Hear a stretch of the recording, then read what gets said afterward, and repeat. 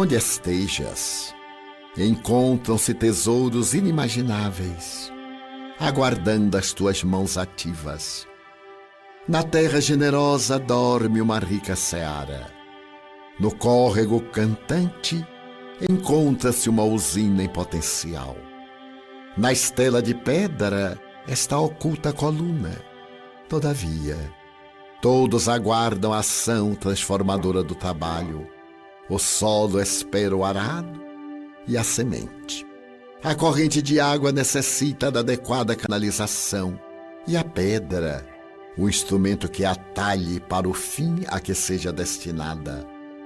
Assim o ser espiritual, que traz presente a divindade, aguarda se desfaça os impedimentos para que se estue exuberante.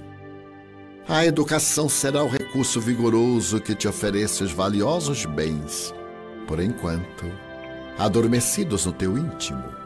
O cérebro, necessariamente iluminado pelo conhecimento, fará que se te apresente a inspiração e o verbo, a técnica e o pensamento robusto para o milagre das transformações que devemos operar. O coração sublimado sofrerá a torrente de paixões, abrindo espaços para os sentimentos de elevação, a exteriorizar-se na tua conduta, modelo e demonstração do que conduzes intimamente. A dor e o trabalho sejam considerados maravilhosos cooperadores do teu crescimento.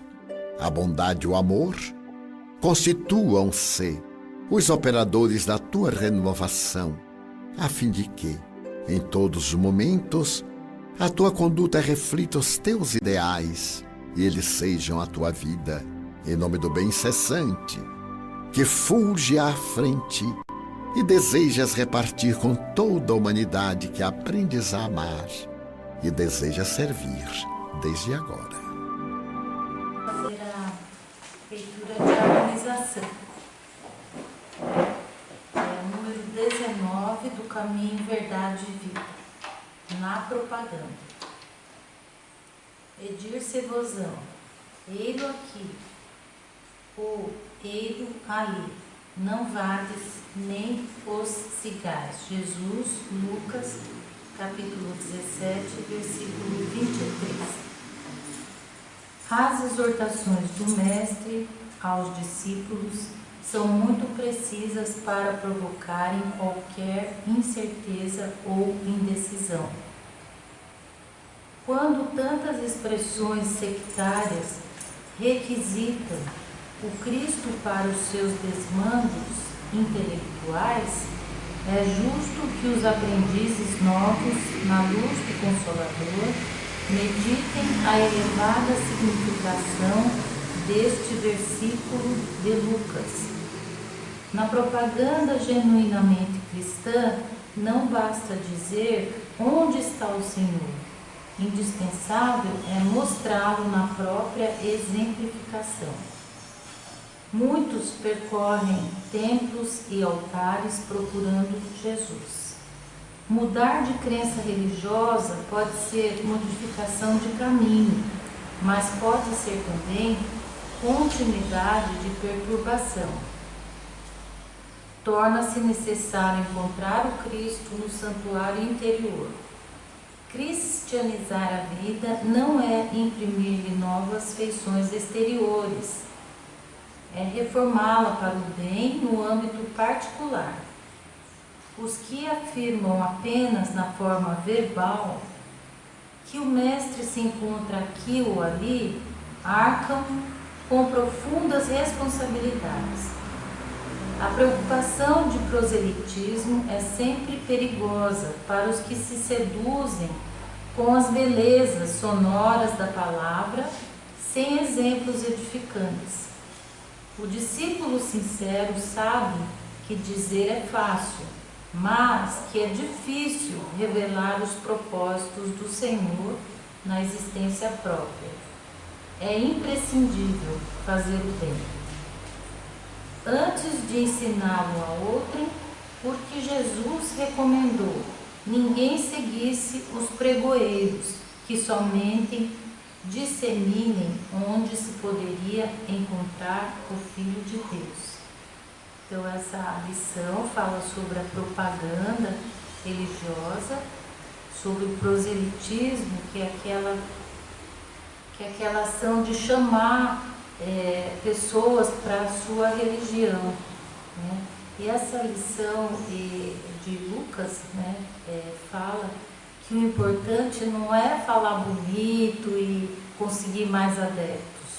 O importante é você viver o Cristo, viver os exemplos do Filho de Deus, porque falar, apenas saber falar, dizer que esta ou aquela é a melhor religião, que o Cristo está ali, não quer dizer muita coisa.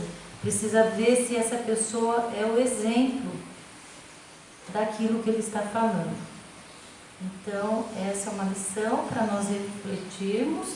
E também tem aquelas pessoas que vivem mudando de religião, de igreja ou de local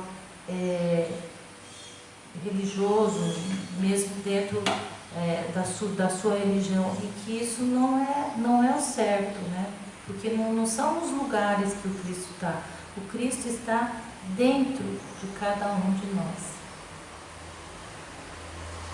E vamos então fazer a prece de abertura, pedindo a Deus nosso Pai que envie seus mensageiros de luz para este trabalho de evangelho, que possa o nosso palestrante ser bastante feliz na sua colocação e que possamos todos aprender um pouquinho mais sobre esta doutrina que nos acolhe, nos ampara e tanto nos fortalece. Que assim seja, graças a Deus. Hoje recebemos o irmão Laureano, do Caminho da Verdade. Seja bem-vindo, a Clara, sua esposa. E hoje vai ter um tema livre. O tema livre é mediunidade. Seja bem-vindo, irmão Laureano.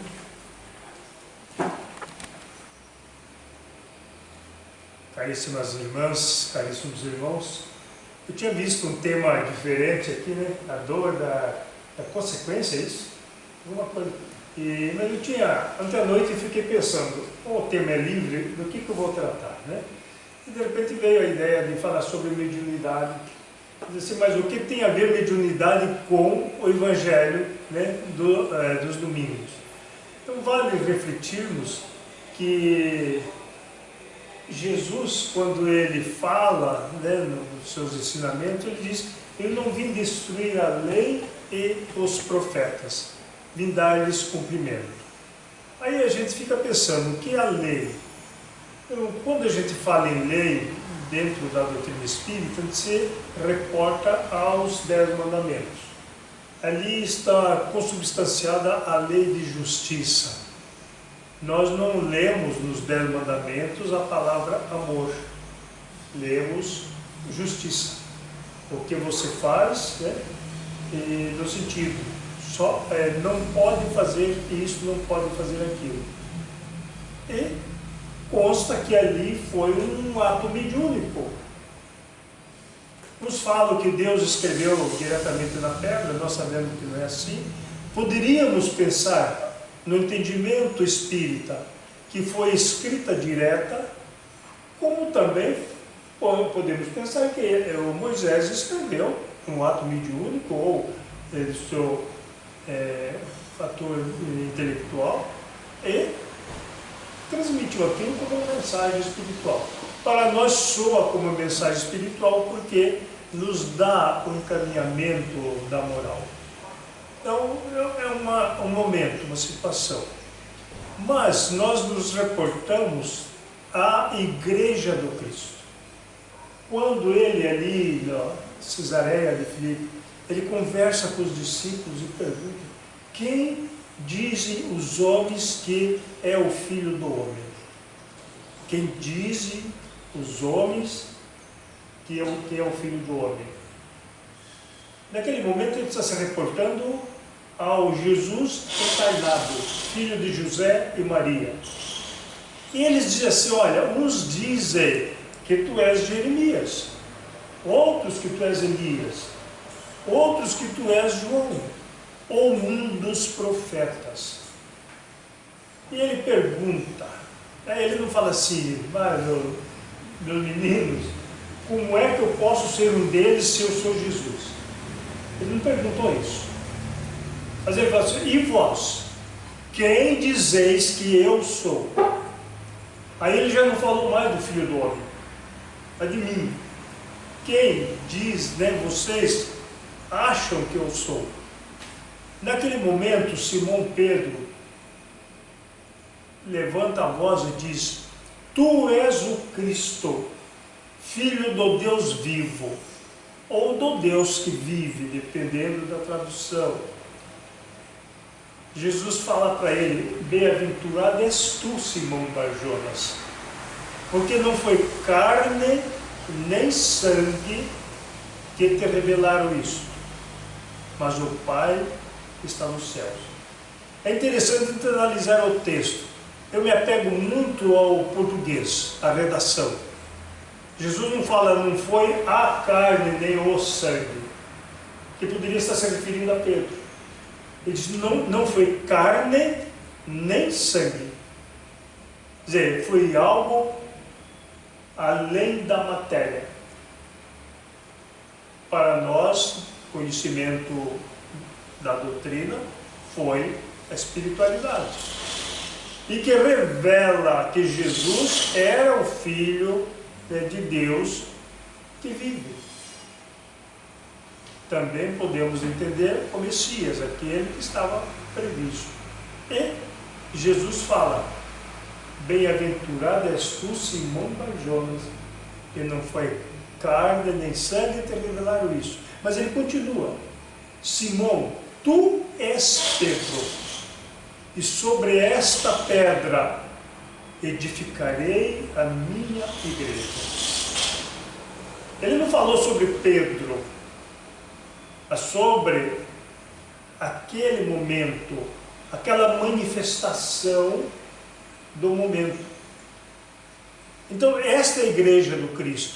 A palavra igreja não é templo, não é uma segregação, eu diria, de pessoas, mas é uma comunidade de pensamentos, de ideias, de conhecimento.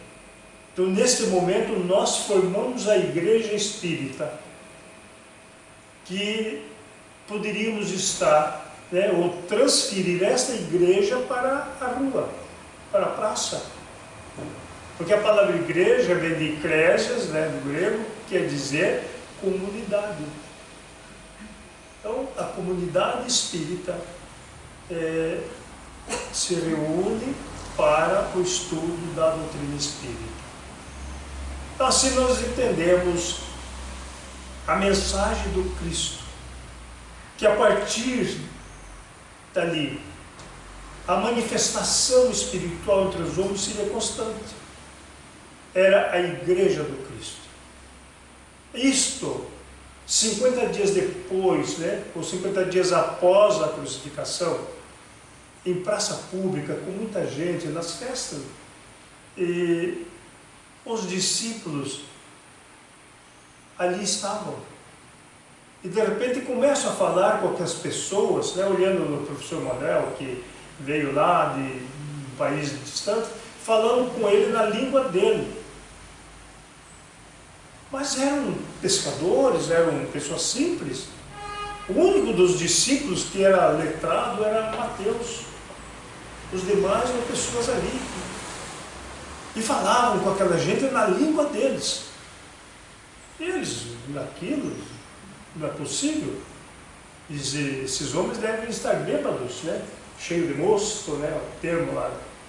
Aí, só que eles viam descer línguas de fogo, do céu. Então foi um fenômeno mediúnico extraordinário, que os nossos irmãos protestantes, talvez os católicos, eles colocam que Ali foi a descida do Espírito Santo, que mais tarde eles criam a Santíssima Trindade. E nós entendemos que ali foi a manifestação dos Espíritos. O dia de Pentecostes, a palavra Pentecostes, quer dizer o 50º dia. E ficou então o Pentecostes. Hoje nós temos as igrejas chamadas pentecostais, que são baseadas naquele momento. E nós percebemos a mediunidade. Assim, mas o que é mediunidade?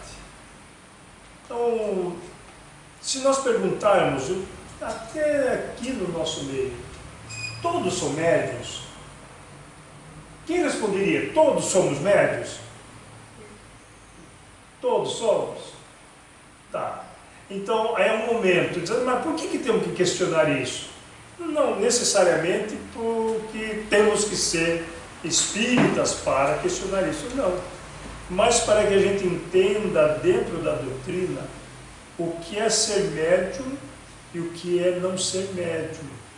Allan Kardec escreve aqui, no 159 do Livro dos Médiuns, todo aquele que sente.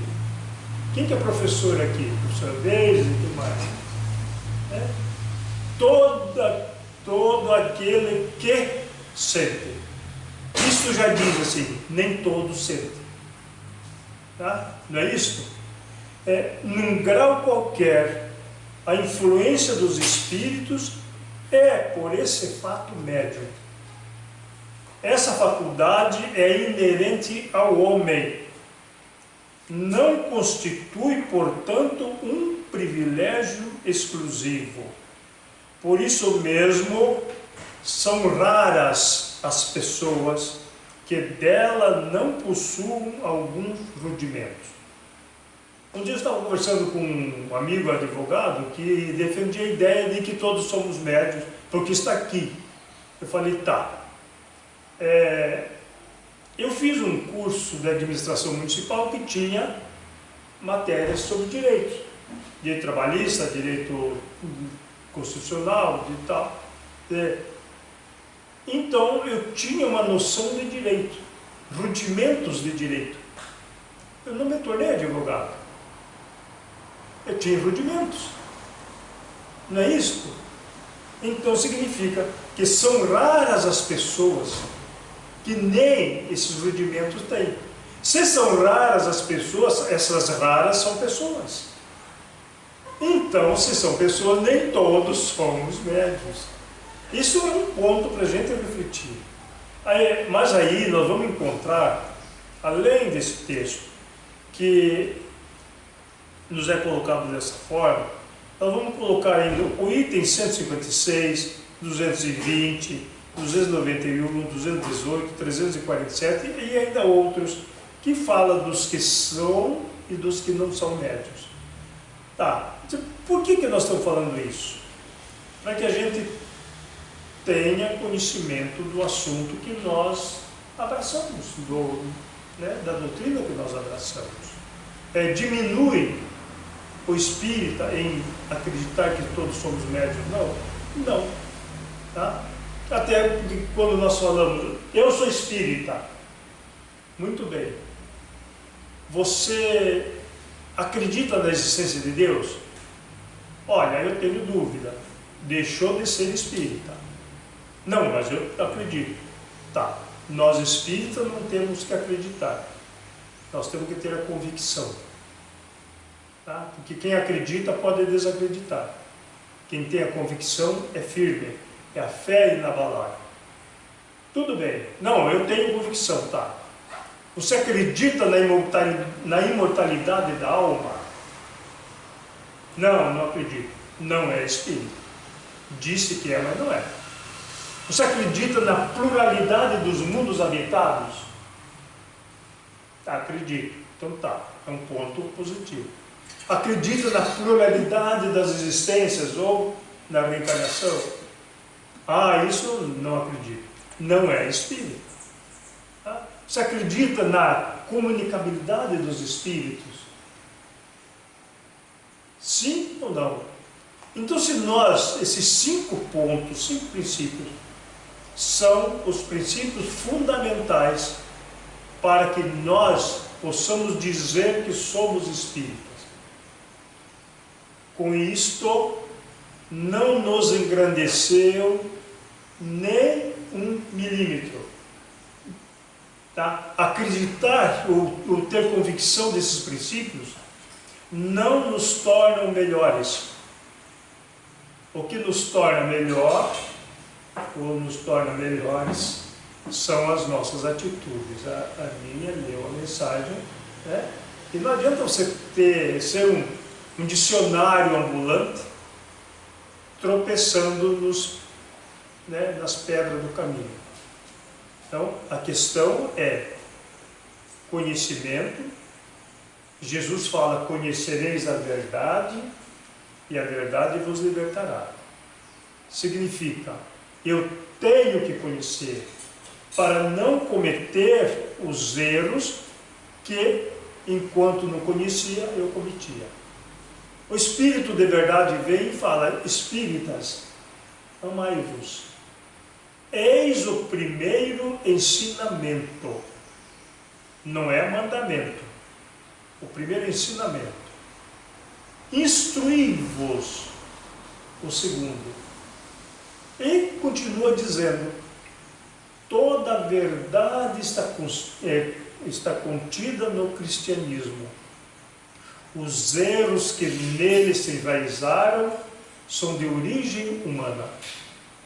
Então, esta é a recomendação do Espírito de verdade. Ponto primeiro, o amor. Está lá na harmonização, na mensagem da harmonização.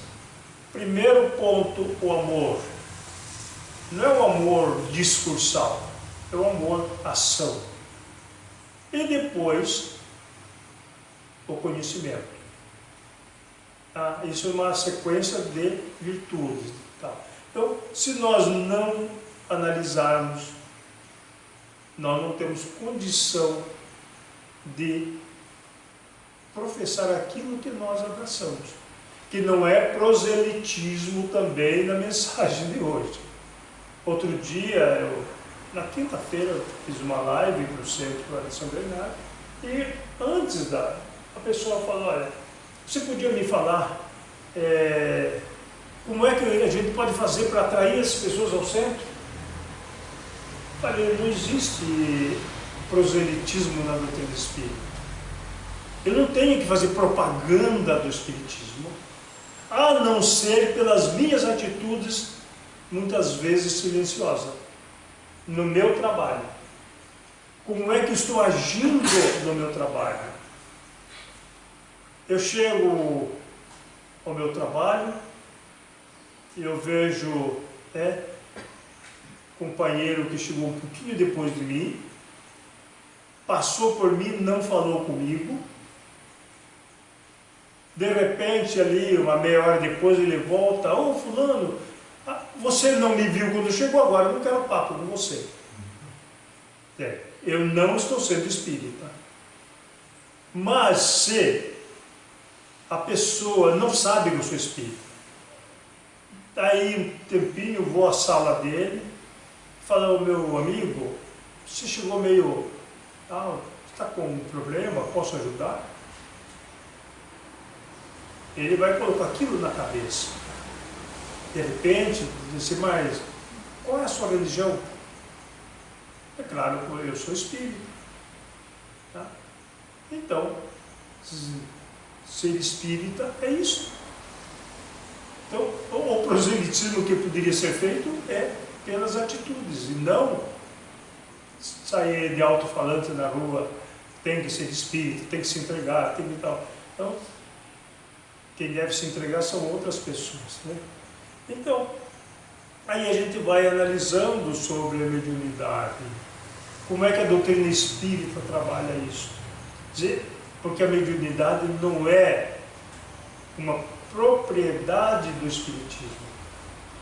Desde que o homem existe na face da terra, essa ligação com a espiritualidade existe. Os profetas, eles eram médiuns. Está lá no Antigo Testamento. Quando alguém queria falar com Deus ou tal, procuravam os videntes. E diz lá, porque os profetas antigamente eram chamados videntes. Então, nós podemos dizer hoje, quando alguém quer entrar em contato com a espiritualidade, vai procurar o médium. Porque antigamente os profetas eram, os médiuns eram chamados profetas. Então, é um ponto. Mas aí eu faço uma recomendação. Por uns dias uma pessoa me liga perguntando onde tem um médium, um centro espírita que tem um médium porque ele quer receber uma mensagem. Eu disse, meu amigo, não procure médiums. Não procure. Não, mas que tal, me contou toda a história. Eu digo, se você quiser conversar, nós estamos inteiramente à disposição para conversar. Mas não existe mensagem por encomenda. A mensagem é espontânea quando é necessário, quando nos é útil. Meu pai desencarnou, eu tinha 17 anos. Como eu gostaria de receber uma mensagem dele? Com toda certeza ele não gostaria de me mandar mensagem, porque não mandou. Mas a minha mãe desencarnou muito depois. E um dia eu cheguei ao caminho da verdade e fui escrever no quadro as tarefas, né, que se coloca aqui. Fui escrever no quadro e passei por uma pessoa que estava ali, tal, com a prancheta, com a caneta. Eu passei e ela, no impulso, pegou a caneta e começou a escrever. Eu não dei a mínima do que eu estava fazendo. Quando eu terminei, ela chegou para mim e falou assim, Laureano, como é que é o nome da sua mãe? Primeiro perguntou, sua mãe é desencarnada? Sim. Como é que é o nome dela? Eu falei, então não é. Falei, não é o quê? Não, porque recebeu uma mensagem aqui, mas o nome tal. Era o nome de uma irmã minha. Eu falei, posso ler a mensagem? Pode. Aí li a mensagem e falei, não. Esta mensagem é da minha mãe falando da minha irmã. Que a gente não tinha notícia da minha irmã há algum tempo. E dizendo, você dê mais atenção a essa irmã, lhe deu o nome, do que fulana que está aqui. Que era outra irmã que estava no centro. Aí, mas tinha lá no final MP. Eu falei, o que é esse MP? Fala, não, isso não é nada. É que ela me falou que o nome é Maria Policarpo. Mas eu vi que Maria é o nome da minha mãe, que a mãe dela chamava Maria, e Policarpo é o do meu marido. Eu falei, não, a minha mãe se chamava, né, era conhecida como Maria Policarpo. Então foi uma mensagem espontânea.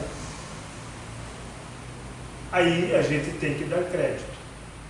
Certa feita nós estávamos no caminho da verdade, também no estudo, chegou um casal. Ninguém conhecia, sentaram-se e ao lado tinha um companheiro nosso. Nós lá nós fazíamos estudo do livro dos médiuns e uma parte de treinamento mediúnico. Nesse treinamento mediúnico, esse nosso amigo escreveu uma mensagem curta. E na hora, então, você leu o que você escreveu? Sim. Quando ele leu, e leu o nome do espírito comunicante, a mulher que estava do lado deu um, meu Deus, é meu pai. Aí, dona, de onde é que a senhora veio? Não, nós somos de São Paulo, estamos indo para o sul, dormimos em registro, né? E perguntamos onde havia um centro espírita, talvez fosse até no Hotel Regis, né? Porque informaram o caminho da verdade à época. diz, então nós viemos aqui para assistir uma reunião. Mas meu pai desencarnou há um pouco mais de um mês. Então aí diria, é autêntica essa mensagem? Não dá para discutir. Então as mensagens são dessa forma. O cidadão diz, não, eu sou médium, me dá aí os dados do tal. Se der para dar os dados, não é médium. As pessoas iam lá ao Chico muitas vezes e não receberam mensagens.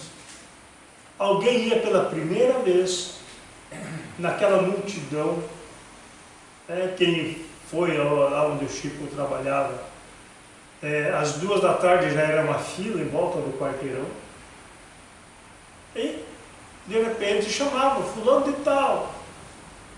A pessoa naquela multidão, meu Deus, sou eu. Chega lá, tinha uma mensagem de um parente, de um filho, tal. E isto é mensagem espírita. Então, por isso que nós devemos estar sempre atentos para não darmos falsos testemunhos da doutrina espírita. No dia 31 nós falaremos sobre o livro espírita. É uma live também, um conto. E que muitas vezes as pessoas pegam um romance e dizem assim, olha, esse é um romance espírita. Mas você vai olhar, é um romance psicografado. É diferente de um romance espírita. O cidadão nunca foi espírita na vida. Era tal religião, ou não tinha religião, mas era um escritor. Ele desencarna com essa faculdade. Ele quer dar continuidade ao seu trabalho. Tem lá um médium que se propõe a isso, ele vem trabalhar com ele. Mas o que tem de doutrina espírita nesse romance? Possivelmente nada. Então não é um livro espírita. É uma literatura espiritualista. É diferente. Mensagem de um espírito. Mensagem? De um espírito. Sim, mensagem do espírito. Um pintor, pode ser um livro, ou pinturas, né? Então, por isso que devemos estar atentos. Diz assim, então não podemos ler esses livros? Nós devemos ler tudo que está à nossa frente, até para agradecer por não sermos cegos ou analfabetos. Então, ler tudo e seguir Paulo. Analisar em todas as coisas. Tá? Retendes o que é bom. Então, é isso que nós temos que fazer. Se eu tiver conhecimento doutrinário, por isto, antes de tudo, vamos estudar a doutrina espírita. Sim, mas o que é a doutrina espírita? Livro dos Espíritos, Livro dos Velhos, o Evangelho, o Céu e o Inferno, a Gênese, Obras Póstumas, os demais livros de Kardec.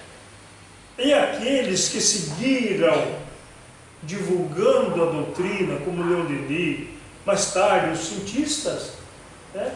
Mesmo o William Spruill, que não se tornou espírita, deixou a maior comprovação da comunicabilidade dos espíritos, cientificamente. E outros que se tornaram espíritas, o caso de César Lombroso, famosíssimo advogado italiano, ele disse, eu vou estudar isso para desmascarar, né, dizer que é uma farsa esse tal de espiritismo. Estudou o espiritismo, pesquisou. No final ele disse, hoje eu coro de vergonha quando um dia eu combati o espiritismo. Se tornou espírita. Dizer o que os doutos não conseguiram, uma analfabeta conseguiu, que foi me devolver aos braços da minha mãe. Ele falava de Eusápia Paladino, uma médium analfabeta, que tinha faculdade da materialização. por intermédio dela, a mãe do César Lombroso se materializava, conversava com ele, abraçava-o e depois se desprendia. Então, ele foi buscar, estudar. Todos aqueles, nós vamos encontrar pastores, padres, que estudaram a doutrina espírita e se tornaram espíritas. Tá? Então, por isso que a recomendação para o estudo da doutrina espírita, agora eu posso ler, tá? André Luiz, Emmanuel, eu posso ler a qualquer momento, porque Emmanuel é o evangelista por excelência, é considerado o maior exegeta da espiritualidade no nosso meio. Até porque Emmanuel foi, numa das últimas encarnações, o Manuel da Nobre, tinha conhecimento vasto de Bíblia, né, de Evangelho. Então, aí eu vou poder ler André Luiz, vou poder ler outros livros, e vou saber distinguir o que nele há de doutrina espírita e o que eu devo não considerar. Então muitos falam, mas eu vim para o centro espírita por causa do tal. Então, tudo bem, veio para a doutrina espírita. Você compreendeu já a doutrina espírita ou ainda está atrelado naqueles ensinamentos que você colheu? Então, às vezes, é mais difícil tirar da cabeça de alguém, porque também não é o nosso propósito tirar, mas das pessoas eliminarem do seu entendimento aquilo que ficou arraigado por doutrinas outras, do que se ele nunca tivesse sido atrelado, tá? E vir para a doutrina espírita. Então, por isso que a gente precisa estar sempre atento àquilo que a gente se propõe. E quando nós falamos de espiritismo, é claro, nós falamos de Jesus.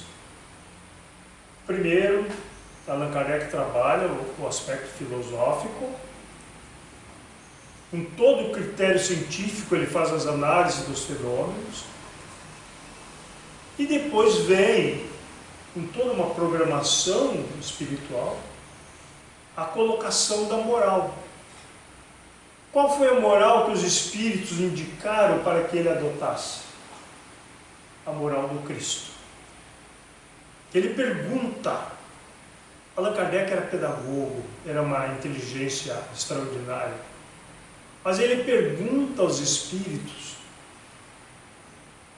qual o tipo mais perfeito que Deus enviou ao mundo para servir aos homens de guia e modelo.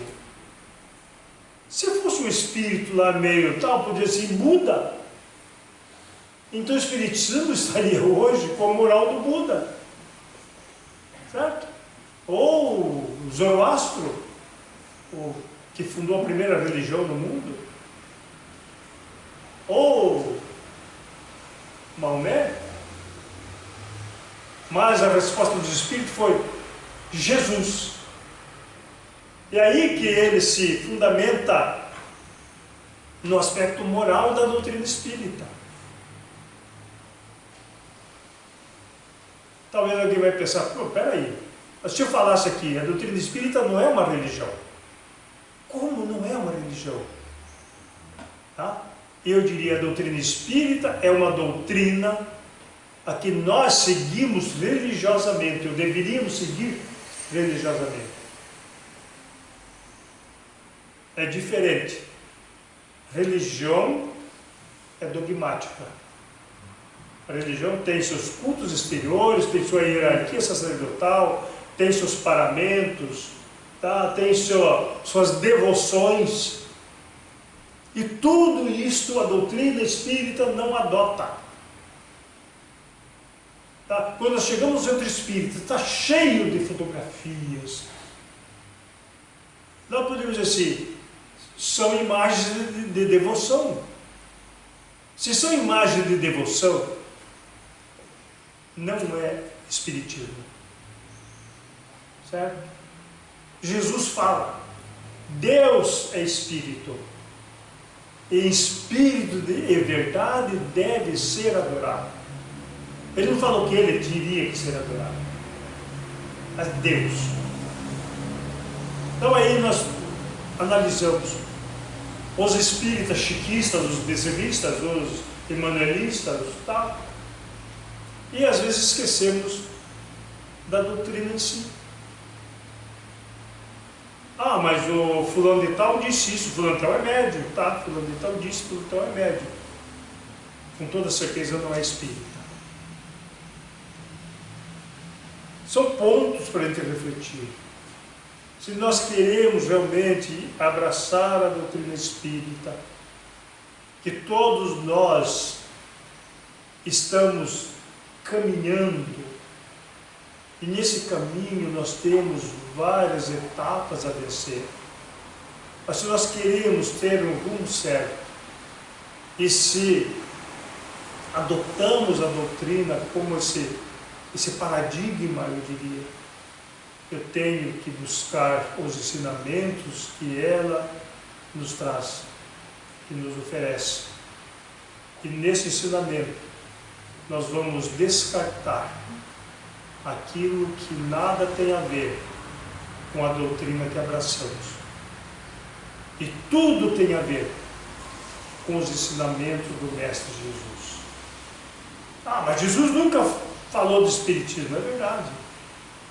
No tempo de Jesus não havia a palavra espiritismo. Mas quando ele conversa com Nicodemos, que era um senador judeu, ele deixa claro ali o ensinamento sobre a reencarnação. O que é carne é carne, o que é espírito é espírito. Aquele que não renascer da água e do espírito. O professor Manuel que me corrija, nós somos 70% de água, é isso? É a verdade. Né? Então, eu fui aluno do professor Manuel, só que eu era um mau aluno e não segui o curso. Então 70% do nosso corpo, ou 3% diríamos, é uma constituição interessante, porque também o planeta são 2% de água, né? É 2% de água, 1% de terra, né? Então, a mesma proporção. E Jesus diz, aquele que não renascer da água, da matéria e do espírito, reencarnação. Mas, pergunta a ele, quem nasceu, quem pecou para ele nascer cego? Ele ou seus pais? Jesus diz, nem ele nem os pais. Jesus não fala assim, como se são bobinhos, como é que ele poderia ter pecado se ele nasceu cego? Jesus não fala isso. Fala, nem ele nem seus pais. Era necessário que assim ele viesse para dar testemunho das obras do Pai. Então, é um momento. Mas o mais enfático do ensinamento de Jesus, desde o tempo de João Batista, o reino dos céus é tomado pela força. E são os poderosos que os ostentam. Toda a lei e os profetas, até João, não vou falar a vírgula aqui, até João profetizaram. Quer dizer, toda a lei e os profetas, até João, que profetizaram também a vinda de João. Tá? E se quereis bem entender, ele mesmo, João Batista, é o Elias que tinha de vir. Existe uma lição mais clara de reencarnação do que essa? Então, Jesus falou sim de reencarnação. Mas nunca falou do Espírito. Como nunca falou do Espírito? Falou com Moisés e Elias lá no monte, que foi atribuído ao Monte Tabor, mas o Evangelho não fala que é o Monte Tabor. Como aquele monte era o mais próximo, era o Monte Tabor mais próximo dali, então eles denominaram, ou disseram que foi o Monte Tabor. E ele conversa com Moisés e Elias. Moisés era desencarnado, ou morto há 1.300 anos, Elias há 800 anos. Ele conversa com o obsedado lá de Gadara. Qual é o seu nome? Não está perguntando o nome daquele homem, o nome do espírito, dos espíritos que estão perturbando. Nosso nome é legião, somos muitos. Conversa com aquele lá em Cafarnaum, que lá, né, Jesus Nazareno e tal. Se afasta dele, espírito imundo. Ele fala de espírito. Então Jesus deixou todas as comprovações para nós desse ponto que a doutrina espírita veio apenas deixar mais claro, porque o momento é outro. Naquele momento Jesus não podia falar de muitas coisas, como ele disse, tá? Porque hoje vocês não entendem. Mas quando vier o Espírito de verdade, ele vos ensinará todas as coisas e vos fará lembrar de tudo que eu tenho dito. Esse é o momento, a oportunidade que nós temos deste conhecimento para, pelo conhecimento, quebrarmos aquilo que ainda nos amarra, né? Que são as nossas imperfeições. Queridas irmãs e irmãos, que Deus nos abençoe, que Jesus esteja sempre conosco. Vamos agradecer ao nosso irmão Loriano pela contribuição, né? O Espiritismo, ele fala que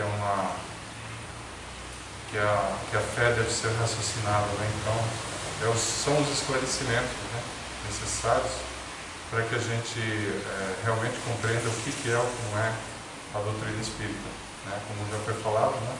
Uma mensagem do Espírito, mas pode ser qualquer Espírito, né? Agora, a doutrina, né, é diferente, né? A doutrina é que realmente nos encaminha para o reino dos céus. Então, nesse momento, vamos as vibrações em favor de todos, né? Do nosso mundo, de todos aqueles que nós queremos que estejam em harmonia, que eles possam ser equilibrados. Vibrações. Confiantes em Jesus, abramos nossos corações em vibrações de amor, para que haja paz no mundo, por todas as nações e seus dirigentes, pelo Brasil na sua missão de pátria do Evangelho, pela sala dos passes, pelos desencarnados em sofrimento, pelos enfermos, pelos que estão nos hospitais, asilos, orfanatos, cadeias ou pelas ruas, pelas casas de caridade material ou espiritual, por todos os centros espíritas e pela nossa casa, a união com Jesus. Vibremos pelos lares desajustados e em sofrimento, pelas pessoas cujos nomes estão nas caixas de vibrações, pelos nossos pedidos particulares, por todos os irmãos que não puderam estar presentes, por nossos lares e por nós mesmos, graças a Deus. Agradecemos a Deus, nosso Pai, a Jesus, nosso Mestre, por mais esta oportunidade de estarmos aqui reunidos, diante da doutrina espírita, diante da espiritualidade que nos está atendendo também, nos protegendo, nos equilibrando através do seu Evangelho.